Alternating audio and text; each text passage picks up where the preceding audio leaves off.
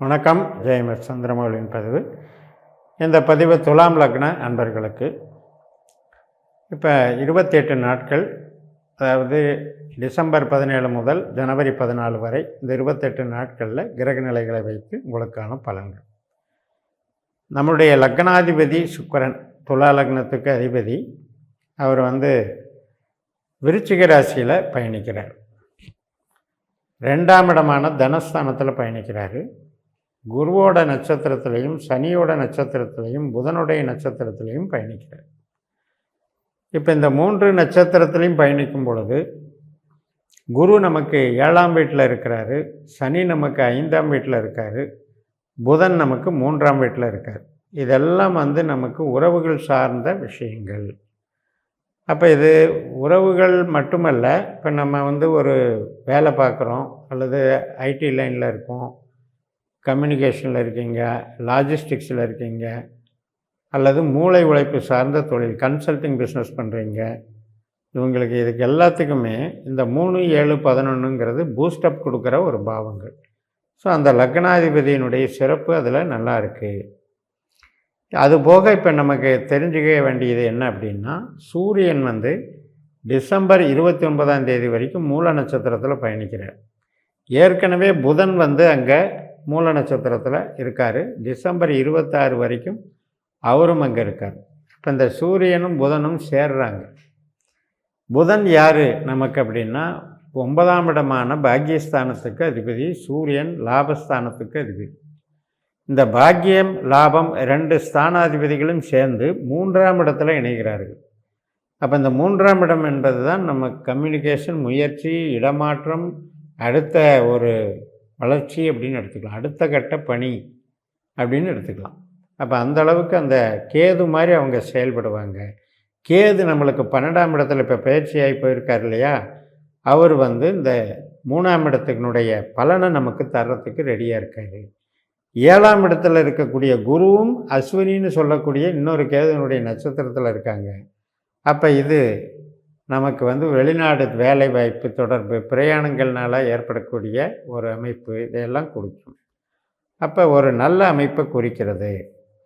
12ல் இருக்கிற கேது அப்படிங்கிறது நம்ம இப்போ முதலீடுகள் அப்படின்னு எடுத்துட்டிங்கன்னா, அதாவது தர்மத்துக்கு விரோதமான முதலீடுகள் மட்டும் பண்ணக்கூடாது. ஏன்னா 12ஆம் இடம் என்பது ரகசிய நடவடிக்கைகளை குறிக்கக்கூடிய ஸ்தானம். அப்போ அந்த இதில் நம்ம அதை நம்பி இதை நம்பி எதாவது இன்வெஸ்ட் பண்ணுறது, அல்லது புதிய திட்டங்களை தெரியாமல் போய் உள்ளே நுழைஞ்சிக்கிறது, இதில் தான் நமக்கு அந்த 12ஆம் இடத்துல இருக்கிற கேது குழப்பத்தை உண்டு பண்ணும், லாஸை உண்டு பண்ணும். பட் இந்த கிரகங்கள் எல்லாம் முயற்சிக்கு வெற்றி தரும். நம்ம போடுற பிளான் எல்லாம் சக்ஸஸ் பண்ணி கொடுக்கும். அந்த அளவில் குருவும் புதனும் சூரியனும் இவங்க இணைகிறாங்க. அடுத்து டிசம்பர் 29லிருந்து ஜனவரி 11 வரைக்கும் அந்த 12 நாட்களில் சுக்கிரனுடைய நட்சத்திரத்தில் சூரியன் போகிறாரு. சுக்கிரன் நமக்கு 2ஆம் இடத்துல இருக்கார். இந்த காலகட்டத்தில் மட்டும் கணவன் மனைவி உறவு, அல்லது புதிய வரன் பார்க்கறது, குழந்தைகள் சம்மந்தப்பட்டது, வீட்டில் சுப நிகழ்ச்சிகள், இது சார்ந்த விஷயங்களை அவாய்டு பண்ணிடும். ஏன்னா சுக்கிரன் அது கெட்ட ஆற்றலாக வர்றார். 3ஆம் இடத்துக்கு நல்லது பண்ண மாட்டார். அப்போ ஒரு உயிர்பற்றான விஷயங்கள், நம்ம சுப காரியங்களுக்கு அது அந்த டைமை அவாய்டு பண்ணிக்கணும். மற்றபடி அது வருமானத்துக்கெல்லாம் நல்லது தான் பண்ணும். சூரியன் சுக்கிரன் நட்சத்திரத்தில் போகும்போதும் வருமானத்துக்கு நல்லது பண்ணும்.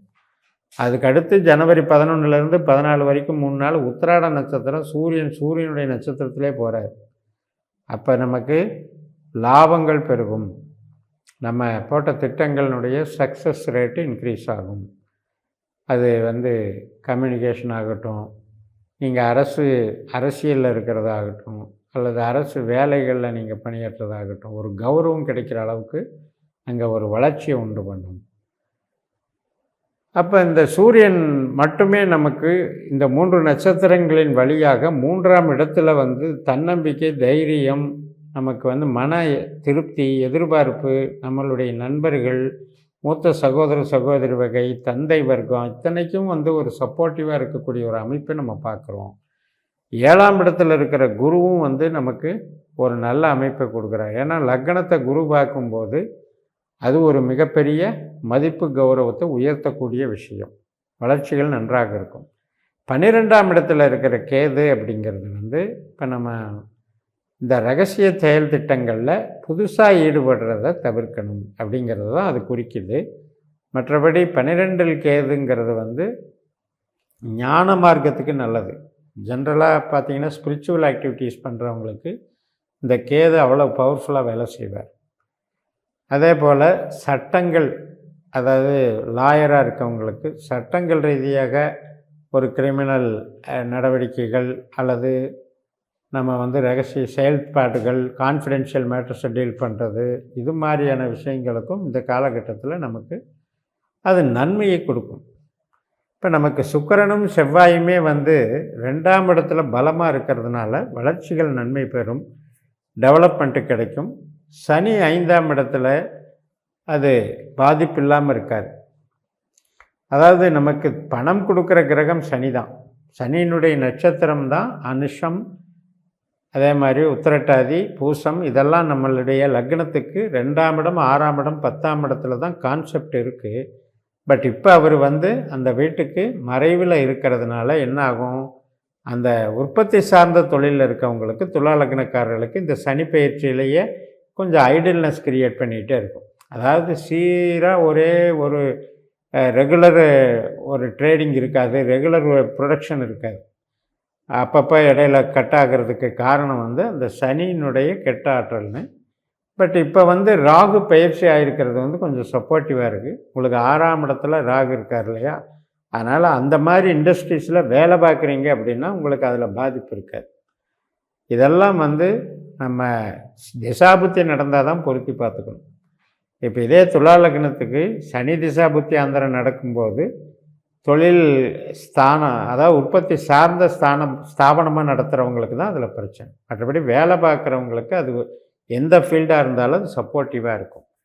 அப்போ ஒரு அடிப்படையில் இந்த புதிய திட்டங்கள், புதிய மாற்றங்கள், புதிய ப்ராஜெக்டு, அதே போல் உறவுகள், கணவன் மனைவி உறவு, குழந்தைகள், புதுசாக திருமணத்துக்கு வரன் பார்க்குறது, இது எல்லாத்துக்குமே சப்போர்ட்டிவாக இந்த கிரகங்கள் வேலை செய்கிறது. 2ஆம் இடம், 3ஆம் இடம், 7ஆம் இடம், 5ஆம் இடம் வகையில் நல்ல கிரகங்கள் அமைந்திருக்கக்கூடிய அற்புதமான காலகட்டம். இதில் ராகு கேது மறைந்து பலன் தருகிறார்கள். 6ஆம் இடத்துல ராகு, 12ஆம் இடத்துல கேது மறைந்து பலன் தருகிறாங்க. அப்போ நமக்கு சத்துரு ஜெயம், மறைமுகமான எதிர்ப்புகளானாலும் சரி, நேரடியான எதிர்ப்புகளானாலும் சரி, அதில் ஜெயிக்கக்கூடியது, வழக்குகளில் வெற்றி பார்க்கறது, இதுக்கெல்லாம் சப்போர்ட்டிவாக இருக்குது. அப்போ ஒரு நம்மளுடைய லக்னத்தினுடைய அடிப்படையில் நமக்கு ராகுங்கிறவருடைய நேச்சர் நம்மளுக்கு இருக்குது. நம்ம லக்னத்தில் தான் அந்த சுவாதி இருக்குது. அப்போ நம்மளுடைய ஜனன ஜாதகத்தில் ராகு வந்து 4, 8, 12 இல்லாமல் இருந்திருக்கணும். இருந்ததுன்னா ராகு திசையே நடந்தாலும் நமக்கு நன்மைகளை கொடுக்கும். இதெல்லாம் வந்து நம்ம ஜனன ஜாதகத்தில் அவரவர்கள் வயதுக்கு தேர்ப்ப நம்ம பாஸ்கர் ஆஸ்ட்ராலஜியில் நம்ம கணிக்கணும். அதாவது இந்த 12 பாவ பகுப்பு முறைகளை கையாண்டு 12 பாவ உபநட்சத்திரங்களை தெரிந்து கொண்டு அதிகாரிகளை தெரிந்து கொண்டு அப்ளை பண்ணணும்.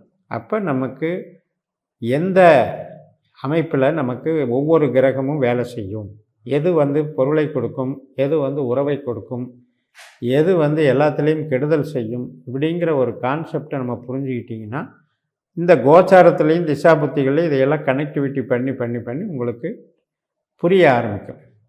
மொத்தத்தில் 4, 8, 12 அப்படின்றதில் நமக்கு கான்செப்ட் இப்போ யார் அப்படின்னா கேது மட்டும்தான் 12ல் இருக்காங்க. அது வந்து செவ்வாயினுடைய நட்சத்திரத்தில் இருக்காங்க. செவ்வாய் வந்து நமக்கு 2ஆம் இடத்துல இருக்கிறதுனால இந்த 12ஆம் இடம் 2ஆம் இடம் என்பது மூலதனத்தை பணமாக்குதல் அப்படின்ற கான்செப்டில் எடுத்துக்குவோம். அதில் வந்து நம்ம கொஞ்சம் எச்சரிக்கையாக இருந்துக்கணும். ரகசிய செயல் திட்டங்கள் அப்படிங்கிறதுல சில பேர் வந்து ஒரு நம்பிக்கை இல்லாத ஒரு விஷயத்தையும் செய்கிறாங்க, அல்லது எதையாவது ஒரு விஷயத்தில் திடீர்னு ஒரு ஆசைனால் உந்தப்பட்டு பண்ணுறாங்க. அது மாதிரியால் கேது வந்து என்ன பண்ணுவார்னா மாயத்தோற்றத்தை உண்டு பண்ணுவார். அதே நேரத்தில் இப்போ வந்து ஒரு பரிசோதனை பண்ணுறாங்க இல்லையா, ஸ்குவாடு போகிறவங்க இது பண்ணுறாங்க, எக்ஸாம் பண்ணுறது, ஒரு ரிசர்ச் பண்ணுறவங்க இவங்களுக்கெல்லாம் இந்த 12ஆம் இடங்கிறது வந்து சப்போர்ட் பண்ணும். இப்போ இந்த சிபிஐ ஆகட்டும், சிபிசிஐடி ஆகட்டும், இவங்கெல்லாம் 12ஆம் இடம் சம்மந்தம் இல்லாமல் அவங்க திடீர்னு அந்த ரைடு போகிறதெல்லாம் பண்ண முடியாது. அப்போ இந்த 12ஆம் இடத்துல கேதுங்கிறது அந்த மாதிரி விஷயத்துக்கெல்லாம் அது சப்போர்ட்டுன்னு எடுத்துக்கணும். அதெல்லாம் டெவலப்மெண்ட்டுன்னு எடுத்துக்கணும். அதனால் எல்லா கிரகங்களுமே நமக்கு தன ஆதாயத்தையும் உறவுகளை கெடுக்காமலும் புதிய திட்டங்களை வெற்றி தரக்கூடிய வகையிலும் அமைகிறது என்று கூறி நிறைவு செய்கிறேன்.